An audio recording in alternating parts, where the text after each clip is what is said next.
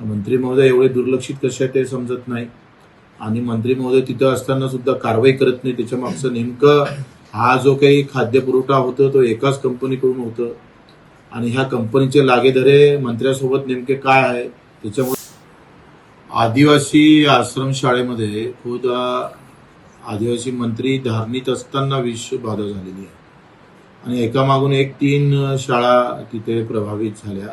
200 ते 300 विद्यार्थी गंभीर स्वरूपात त्यांचा उपचार सुरू आहे आणि असं असताना कुठलाही फौजदारी गुन्हा दाखल होत नाही. हा मोठा खरं तर याच्यामधलं गांभीर्य आहे.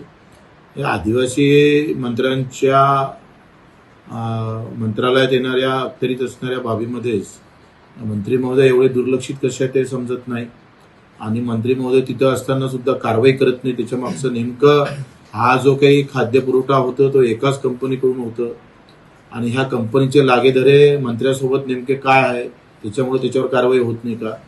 फौजदारी जर कारवाई संबंधित कंपनीवर झाली नाही, जो अन्न पुरवठा करतं त्याच्यावर जर कारवाई झाली नाही तर 29 तारखेला आम्ही तिथल्या प्रकल्प अधिकारी जे बसतात पीओ तिथे त्याच्यावर आम्ही घेराव टाकल्याशिवाय राहणार नाही.